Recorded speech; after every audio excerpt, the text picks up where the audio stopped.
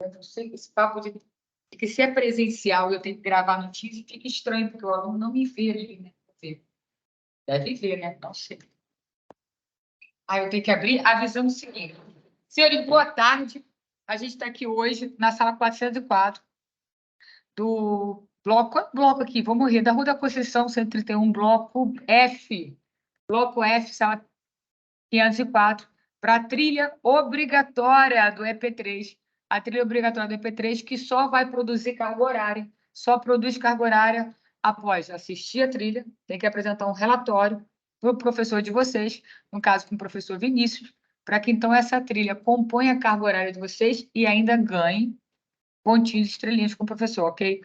Então não esqueça, não precisa fazer relatório agora, assiste tranquilo, o material fica disponível no Teams do MP3, ok? Lembrando, a gente tem uma série de trilhas obrigatórias, elas vão acontecer toda quarta-feira às 4 horas aqui na sala. A galerinha do EP3 que saiu da sala de Vinícius podia estar aqui fazendo companhia para a professora, mas preferiram abandonar a professora, tirando você, ok? Então vamos combinar, tá?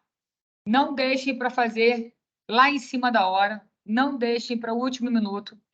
São trilhas obrigatórias, além das horas de atividade, vocês têm trilhas obrigatórias que vocês precisam fazer. Então, vamos aproveitar, a professora está disponível, vão até 8 de novembro. Toda quarta-feira até 8 de novembro vai ter trilha obrigatória. Vai ter jornada acadêmica de manhã, trilha obrigatória à tarde. Não é por falta de opção. Combinado?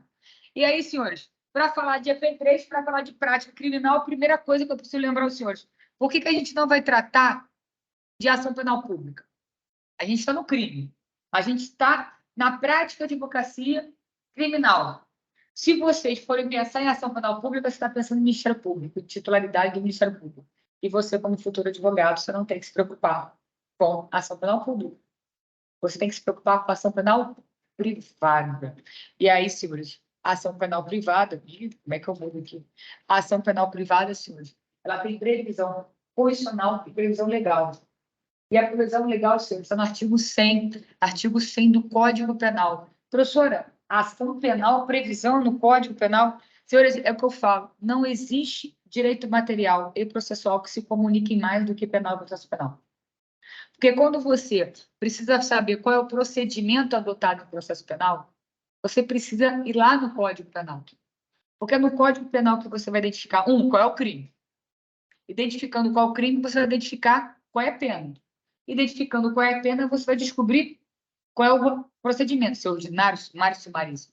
Se ao identificar qual é o crime, você ainda pode descobrir que existe um procedimento especial. Tribunal do júri, crimes contra a honra, tráfico, tem procedimento especial. Então, assim, o Código Penal é literalmente direito material que você precisa instrumentalizar para o processo. E aí, quando a gente fala em ação penal, você vai lá no 394 do CPP e vai dizer o rito ordinário, o rito comum se divide em ordinário, sumário e sumaríssimo. Mas calma aí. Antes de eu saber qual é o rito, eu preciso saber qual é a ação. Qual é a natureza jurídica da ação. Se a ação é penal pública, se ela é pública condicionada à representação ou requisição, ou ela é privada propriamente dita, ou é privada personalíssima, ou então pior, ela é subsidiária da pública. E aí você tem que ir lá no Código Penal. E o Código Penal, artigo 100, vai autorizar você particular, ou quem possa representá-lo. E é um macete de concurso, um macete de OAB. Quem é que pode representar a vítima ou ofendido na propositura de uma ação penal? CAD. Cônjuge, ascendente, descendente, irmão. Lembrando, a STJ já reconheceu que o cônjuge aqui reconhece como companheiro em caso de não estado, sem problema algum. Ok? E aí, primeiro, eu preciso saber quando é que o crime pode... Porque qualquer ação penal, qualquer crime pode ser processado por ação penal privada? Qualquer crime. Você é parente de uma vítima de homicídio, você pode propor ação penal? Um familiar vítima de um homicídio procura você como advogado. O que você pode propor a ela? Você pode propor ação penal pública incondicionada de titularidade do Ministério Público? Você é advogado. É isso que a gente está com a MP3 para aprender. Se uma família de uma vítima de homicídio te propõe, se uma família de uma vítima de um crime sexual, de estupro, um estupro de vulnerável, uma família te procura, você pode propor ação penal? Roubo, furto. Senhores, vocês só vão poder propor ação penal privada em caso de inércia do Ministério Público. O Ministério Público é o titular da ação penal pública. Professora, então como é que eu vou saber quando é que eu posso, então, entrar com uma ação penal privada? De novo, Código Penal. A família te procura, a vítima te procura e narra o fato.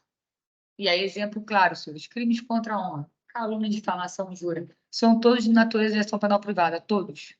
Professora, mas e aí, qual é a diferença? Como é que eu sei? Você tem que ir lá no Código Penal e você vai descobrir que a regra é a regra que todos os delitos são de ação penal pública, incondicionada. Senhores, a titularidade da ação penal, ela constitucionalmente falando, esse artigo 129 da Constituição, ela é do Ministério Público. E, excepcionalmente, a lei vai dar titularidade ao particular, através da queixa-crime, ou então vai dizer, Ministério Público, você pode até propor ação penal, mas você só pode se alguém representar ou requisitar. O que eu posso dizer representar? Sim. É ofendido a vítima ou quem possa fazê-lo. Requisição, Ministério da Justiça em determinados crimes de interesse da União. No resto, você, advogado, só vai poder propor ação penal quando o crime for de ação penal privada. Como é que eu descubro quando é que é ação penal privada? No Código Penal, em regra, nas disposições gerais de cada capítulo, quando a disposição geral chegar e falar esses delitos e delitos previstos nesse capítulo, apenas se processo mediante queixa-crime. É o Código Penal dizendo para você que, nesse caso, trata-se de ação penal privada. E sim, advogado, ao atender a vítima ou alguém que o represente, você pode, então, propor a correspondente ação penal privada. Mas a dica, você, advogado, não pode fazer absolutamente nada quando a vítima de tentativa de homicídio te procura, ou a família de uma vítima de homicídio te procura, ou a família de uma vítima de estupro, de roubo te procura, você não pode fazer absolutamente nada. Vou dar uma dica. Você, advogado, pode propor se habilitar como assistente da acusação. Você vai poder compor a acusação junto com o Ministério Público, né? Então, não é por falta de oportunidade que falta trabalho. O que falta é a gente saber que isso não é porque a ação penal é pública e que o Ministério Público entrou com a ação penal que você não tem trabalho como advogado a fazer. Você tem. Você pode pedir habilitação como assistente de acusação e passar a defender os interesses da vítima ou de seus familiares no processo, buscando, sim, a acusação do réu. Fica a dica, futuros advogados. Tem como ganhar, olha, tem como ganhar dinheiro em ação penal pública. Tudo bem? E aí, senhores? Mas lembrando, de quem é a titularidade da ação? Você abriu o Código Penal. Seu cliente te procurou. Seu cliente foi lá e apresentou a você o quê? Seu cliente apresentou a você o fato de que existe um fato típico, ilícito, culpável, ao qual ele quer ver o Estado exercendo a pretensão de punir. Se existe isso, senhores, compete aos senhores adequar tipicamente. Ele vai narrar. Minha vizinha foi na assembleia de condomínio, que acontece muito, minha vizinha, assembleia de condomínio, simplesmente me ofendeu verbalmente, me imputando a prática de fatos vergonhosos e ainda imputando a mim adjetivos que desqualificam minha pessoa. Em regra, senhores, em regra, eu acabo de narrar a vocês um crime contra a honra. Possivelmente o quê? Injúria e difamação. Artigo 139, 140 do Código Penal. Vocês vão lá no 140, 139, vão lendo e, de repente, descobrem no 145 disposições finais. Os crimes previstos neste capítulo, qual o capítulo? Crimes contra a honra, apenas se processam mediante queixa-crime, salvo quando praticado contra o presidente da República, que aí é ação penal pública condicionada à requisição do Ministério da Justiça, ou então injúria racial, que é ação penal pública incondicionada. Tudo bem? E aí você vai descobrir, ok, adequei a narrativa do meu cliente e botei no Código Penal. Descobri que a ação é penal pública. Não, ação penal privada. Opa! Então, eu, como advogado, posso, então, propor o meu trabalho, eu posso apresentar a minha atividade laborativa para iniciar a ação penal pública, privada. Tudo bem? Tudo bem. Qualquer um pode ser titular dessa ação? Qualquer um pode procurar? Senhores, artigo 30 do Código Penal vai dizer não. Quem são os titulares da ação penal privada? o ofendido, que vocês conhecem hoje como vítima, ou quem tem qualidade para representá-lo. E aí, quem tem qualidade para representá-lo é o brincadeira que eu fiz com vocês. Cônjuge, ascendente, descendente e irmão. Professora, mas por que o cônjuge procuraria você para representar a vítima e não a vítima? Porque a vítima pode não estar entre nós. A vítima pode ser incapaz, a vítima pode ser curatelada, a vítima pode ser uma interdição, a vítima pode ser uma menor de idade e assim por diante. Então, ele precisa poder representar. Tudo bem? Além da titularidade, senhores, além da titularidade ser ou do ofendido barra vítima ou de quem possa representá-lo, a gente precisa lembrar que o Código de Processo Penal, ele ainda fala da hipossuficiência do querelante, aquele que quer propor ação penal. Senhores, e vem o Código de forma expressa autorizar a Defensoria Pública a propor queixa-crime. Porque a gente defende muito, a gente olha para a Defensoria Pública e só pensa em defesa. A gente acha, e durante muito tempo se achou, que a Defensoria Pública não poderia atender o hipossuficiente que não é réu, mas sim autor de queixa-crime. Artigo 32 vem dizer, ok? Não tem problema. Defensoria Pública atender queixa-crime. É lógico que você, como advogado, não vai encaminhar seu cliente à Defensoria Pública. Você vai pegar a causa para você, ok? E acontece. Às vezes, senhores, vocês tomam ciência de que a vítima ofendida é menor. E adivinhe, pode ser que quem o ofendeu, quem praticou um delito contra ele, seja exatamente quem? Seu representante. Aquele que o representa legalmente. E aí? O menor perde direito de buscar a pretensão punitiva daquele que o ofendeu? Pois é, senhores, não. Não. A lei vai dizer que para o menor que vier a ser ofendido e houver conflito de interesse entre a vontade dele e seu representante legal, vai surgir a possibilidade, senhores, de nomeação de curador especial. A Defensoria Pública, em regra, é nomeada como curador especial para representar aquele menor, aquele inimputável de uma forma geral, seja mentalmente enfermo, aquela pessoa com problemas de deficiência mental, desenvolvimento mental incompleto, que tecnicamente não se fala assim, mas a gente fala assim porque é o que está escrito no código, ou menor de 18 anos. Então, senhores, poderá o Ministério Público ou o juiz requerer a nomeação, determinar a nomeação do curador especial para que ele então possa representar esse menor. E ele continua podendo pleitear junto à justiça a reparação de um dano causado ou de um mal causado, por exemplo, na queixa-crime, em virtude de um crime contra a honra, sem problema algum, tá? E uma dica que o pessoal sempre erra: pessoa jurídica pode propor queixa-crime? Gente, pessoa jurídica é um ser inanimado, é algo que não existe no concreto, é uma instituição que foi criada como uma forma de separação de patrimônio e responsabilidade. Mas ela você não consegue pegar a pessoa jurídica. E eu te pergunto, pessoa jurídica é sujeito de direito? É. Ela tem direito patrimonial, ela tem deveres legais, sem problema algum. Só que ela pode ser ofendida em qualquer delito? Ela pode ser o patrimônio dela subtraído? Pode.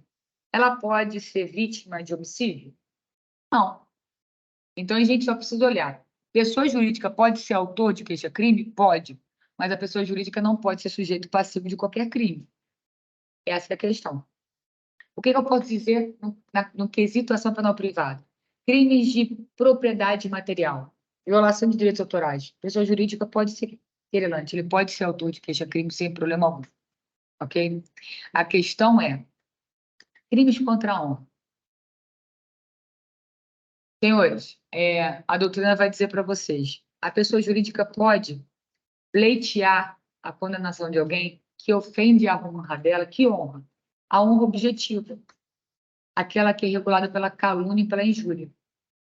Mas ela não poderia ser vítima de difamação. Porque a difamação é a violação da honra subjetiva, é aquela que agride o seu autoconhecimento, é aquela que agride o que você acha de você mesmo. E aí eu digo, pessoa jurídica tem sentimento ao ponto de achar algo a seu respeito, de ter sua honra violada nesse sentido? Não. Então, cuidado. Pessoa jurídica pode ser autor de queixa-crime? Pode. Qualquer queixa-crime? Não. só quando ele puder ser imputado, ele é a pessoa de sujeito passivo daquele crime. E aí você, de novo, tem que ir no Código Penal, verificar qual é o crime que está sendo narrado. E quem é que fala com você? É a pessoa jurídica? Lembrando, senhores, pessoa jurídica pode ser, né, uma instituição criada pela lei, mas ela não existe por si só. Ela vai ser representada pelos sócios, pelos administradores, a quem, né, o advogado vai prestar satisfação. E aí eu digo para os senhores, o administrador e o sócio vão informar o que ocorreu e você precisa identificar se aquela pessoa jurídica pode ser autora da queixa-crime ou não. Ela só vai poder ser autor da queixa-crime se a gente puder dizer a ela que ela foi vítima. Ok? E aí, senhores, fora isso, eu preciso lembrar os senhores que, professora, queixa-crime é ação penal privada. Quais são os requisitos da ação penal privada? Os mesmos da ação penal pública. Você vai lá no artigo 395 do CPP, olha o CPP agora, se misturando de novo com o Código Penal. Você vai no artigo 395 do CPP, vai estar lá. Será rejeitada a queixa ou a denúncia quando, inepta inicial, ou seja, a inicial apresentada não preencher condições suficientes de autodefesa, de ampla defesa contraditória. Gente, tem que ter parte, falou de pedir, e congruência entre fundamento e pedido. Se você jogar várias coisas soltas na petição e aquilo não for capaz de autorizar uma ampla defesa contraditória, quando a gente fala de inépcia, é quando você principalmente não consegue se defender do que está narrado, de tão mal narrado que está, de tão mal apresentado que estão os fatos e os fundamentos. Então, a gente diz, 395, será rejeitada. A professora Nacional está dizendo quando está rejeitada, não quando ela vai ser acolhida. Pois é. O 395 CPP, ele pede para você interpretar de forma contrário ao senso. Estou dizendo para você quando é que vai ser rejeitado. E ele diz, quando foi inepta a inicial, então você tem que lembrar, a inicial da queixa-crime tem que ser apta, sem dificuldade. 2, quando ausentes de condições da ação e pressupostos processuais. Então, você já sabe que para ela não ser rejeitada, o que precisa estar presente? Condições da ação e pressupostos processuais. E lembrando a galera em TGP, pressupostos processuais de existência e validade. Igualzinho que vocês estudaram para TGP, igualzinho que vocês estudam para CPC. Tudo bem? Só que aqui tem uma condição especial de procedibilidade própria da ação penal. Justa causa. E a gente ouve muito isso, justa causa, quando a gente estuda ação penal pública. Porque a ação penal pública vai dizer que o inquérito policial é um procedimento administrativo inquisitorial que visa colheita de indícios mínimos de materialidade delitiva a gerar justa causa para a ação penal pública. Poxa, mas o inquérito é indispensável? Não, o inquérito não é obrigatório. Da mesma forma que nas ações penais privadas, dificilmente vocês vão ter um inquérito policial. Dificilmente a autoridade policial vai parar de apurar um fato de homicídio, um fato de roubo, um fato para apurar calúnia, difamação e injúria de vocês. Então, senhores, vocês precisam colher indícios mínimos da ocorrência daquele crime. O exemplo que eu dei da vizinha que foi injuriada e difamada na Assembleia de Condomínio, simples, senhores. Gravação ambiental, ata da Assembleia, prova testemunhal. Você precisa de inquérito policial? Não. Você colheu justa causa? Você instruiu minimamente a sua inicial a autorizar o início de uma ação penal? Sim. Toca o barco. O juiz vai receber. Só que aí tem a beleza da queixa-crime. O que eu disse para vocês até agora são requisitos da ação penal. Não importa se privada ou pública.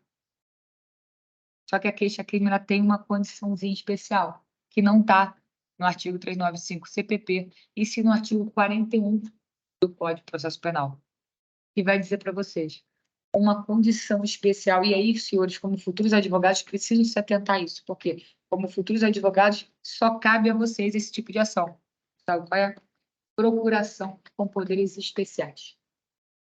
O artigo 41 vai dizer que só será aceita a queixa-crime se ela tiver instruída com procuração com poderes especiais, na qual vai ter que estar escrito o autor do fato, o suposto autor do fato, a suposta vítima, e descrita de forma ainda que sucinta os fatos.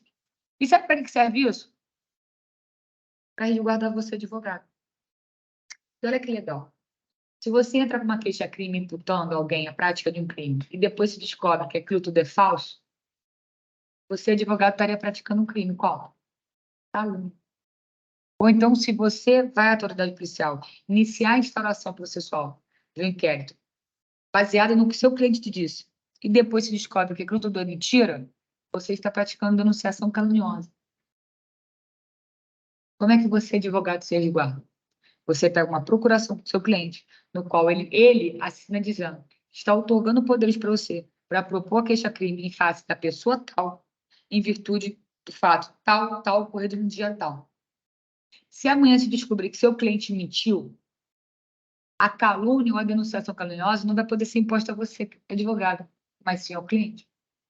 Então, a procuração com poderes especiais, na verdade, é um instrumento que a gente chama condição especial de procedibilidade da queixa-crime. Você não pode propor essa queixa-crime sem essa condição especial de procedibilidade, mas, ao mesmo tempo, é um resguardo do exercício da advocacia.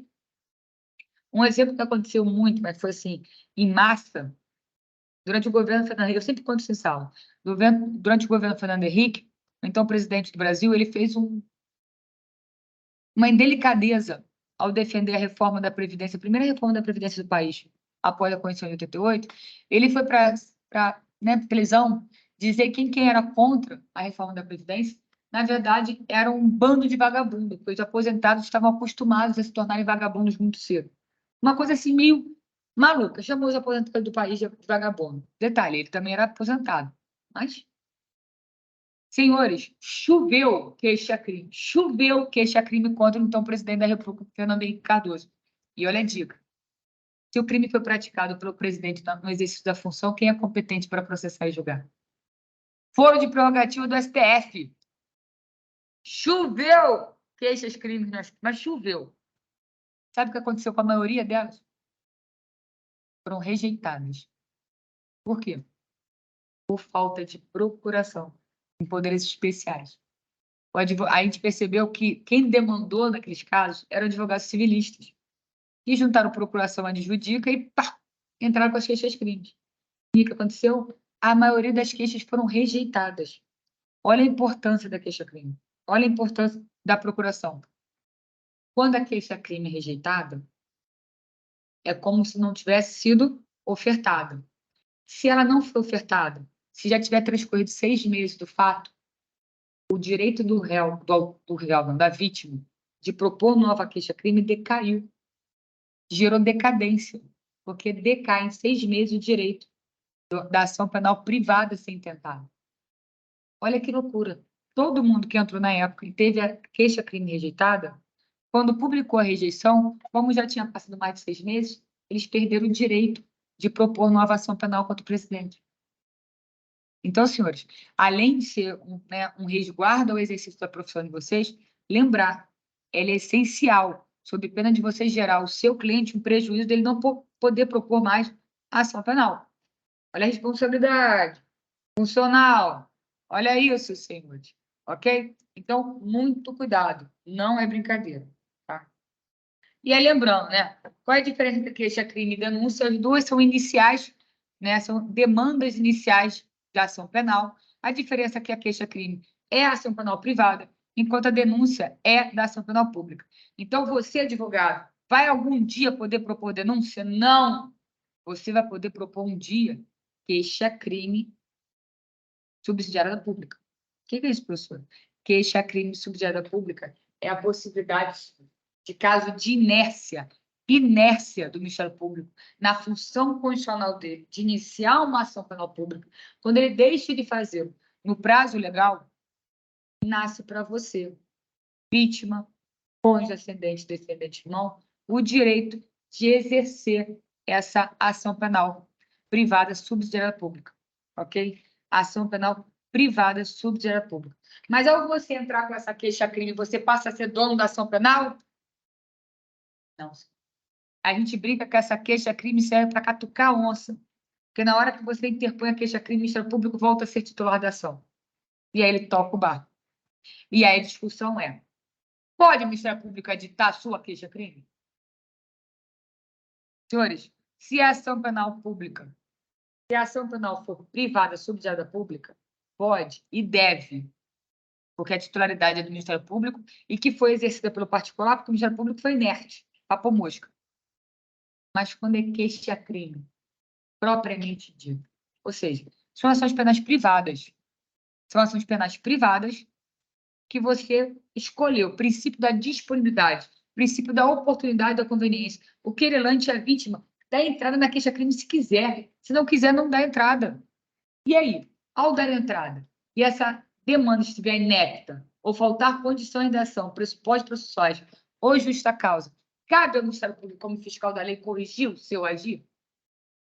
Com a devida vênia de quem entende de contrário, eu vou fazer uma leitura mais garantista. Por quê? Sistema acusatório. Quem são os sujeitos processuais da queixa-crime? Juiz, querelante, vítima ou ofendido ou réu. O Ministério Público é alguma coisa aqui? Ele é mero fiscal da lei.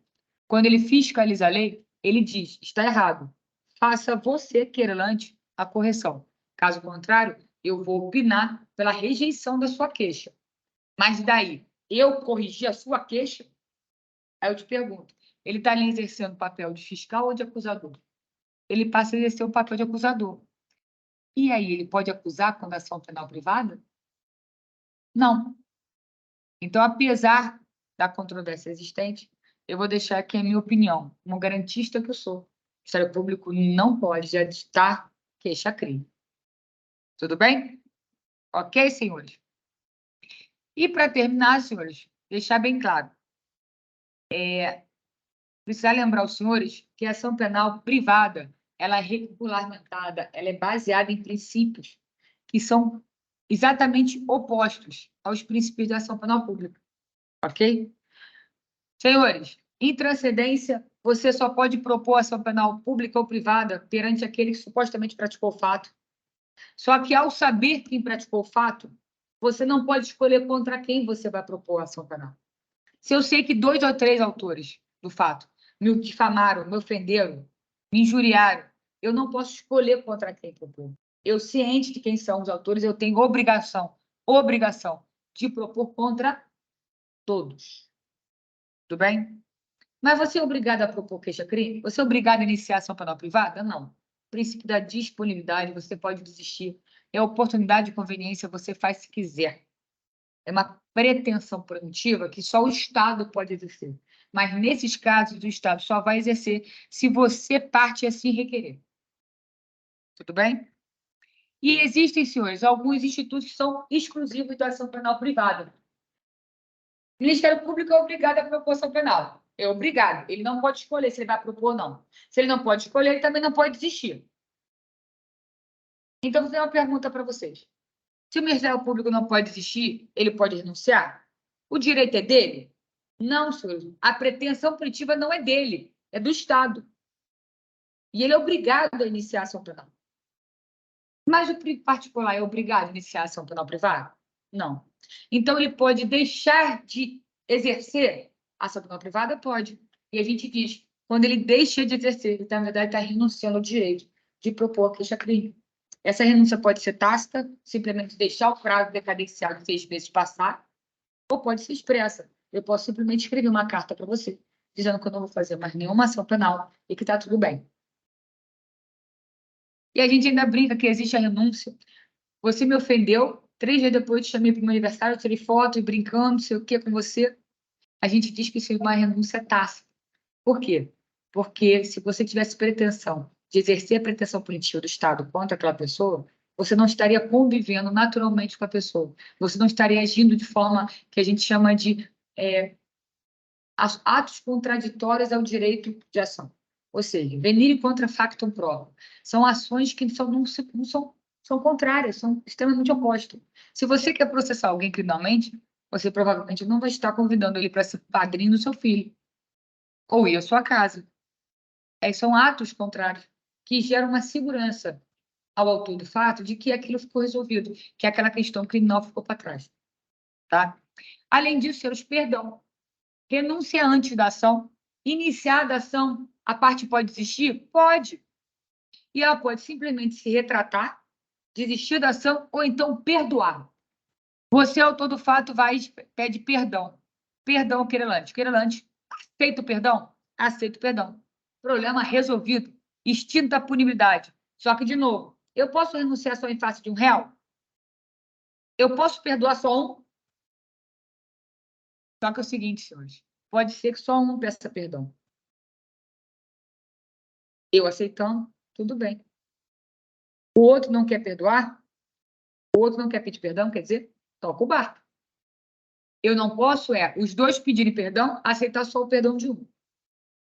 Não posso. Isso é para evitar que o direito penal seja usado como extorsão, como forma de barganha. Tudo bem? Além disso, senhores, a gente tem a perempção, instituto exclusivo da ação penal privada. Isso não cabe em ação penal pública. Nem renúncia, nem perdão, nem decadência, nem perempção. Perempção, senhores, é quando você abandona a causa. Sabe quando você deixa de andamento? Quando você deixa de comparecer a um ato essencial da justiça? Deixa de fazer sem justa causa? Vai ser declarada extinção da punidade por abandono. É o que a gente chama de perempção. Que é lindo, né?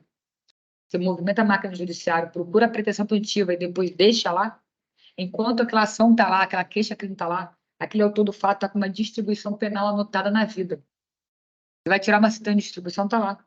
Processo penal. Você vai tirar a ficha de antecedentes criminais, está lá. Ação penal em trâmite. Pode ser brincadeira?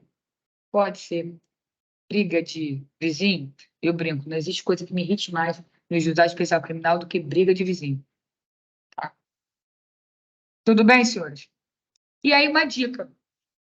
Existe ainda uma única ação penal privada em que você não pode ser representado. O seu cônjuge, seu ascendente e descendente irmão não podem vir representar você em caso da sua ausência, em caso da sua incompatibilidade, o que seja. É a ação penal privada personalíssima, que é no artigo 236 do Código Penal. Contrair casamento, porque, para quem não sabe, nosso Código Penal tem um título, dos crimes contra a família. A bigamia está lá ainda, hein, galera? Fica a dica, hein? É crime, hein? Além disso, senhores, tem contrair casamento induzindo em erro essencial o outro contraente, ocultando-lhe impedimento que não seja casamento anterior, porque casamento anterior é bigamia. Professora, como é que isso acontece? Nesses casos, mesmo em caso de falecimento da vítima, aquele que foi enganado no casamento, se ele falece ou se ele fica inimputável ou incapacitado, ele não vai poder ser representado. É o que a gente chama de ação penal personalíssima. Só ele pode propor ação penal. É uma opção legislativa. Tá? Professora, para que serve esse artigo? Senhores, durante muito tempo, uma mulher que não casava virgem era considerada uma induzidora de erro essencial. Só casei porque você era virgem. Se você não é virgem, é porque você não respeitou o Código Civil de 16, que dizia que a gente tinha que casar virgem. Praticamente isso. E aí, era essa questão. Nosso Código Penal é de 40. Nosso Código Penal, de parte geral, é de 84, 85, Nelson Hungria. Mas o especial que previu os crimes, ele é de 40 a 44. Então, ele vê muita coisa muito da época. Então, hoje, querem saber? Já vi esse artigo? Já. Casamento com transexual. A pessoa casou com transexual e disse que não sabia que a pessoa era transexual. Alegou erro essencial. Um dos crimes uma das tentativas que eu vi de queixa-crime nesse caso foi um homem que casou com uma mulher e descobriu que ela não podia ter filhos. Alegou que um dos objetivos na fé dele pelo casamento é a procriação. E a partir do momento que ela casou, sabendo que não podia ter filhos, não avisou a ele, seria crime por erro essencial. A queixa foi rejeitada. Não passou, tá? Por falta de adequação típica. Já do transexual passou. E eu não vi o final que aconteceu. Espero que não tenha acontecido nada. Senhores, lembrando, apresentei para vocês a função como vocês, futuros advogados, que podem fazer uma queixa-crime. Lembra que, tratando de ação penal pública, vocês ainda podem ganhar o dinheirinho de vocês fazendo o quê? Assistindo a acusação. Tudo bem? Mas lembre-se, assistam a trilha obrigatória toda quarta-feira, aqui no Bloco F, na sala 504, com a professora Alexandra Boixá. E lembre-se, assistir não basta. Tem que assistir e fazer relatóriozinho, tá bom? Não esqueçam. Beijo grande, uma boa semana. Obrigada! Fica com Deus, gente, para quem acredita, lógico.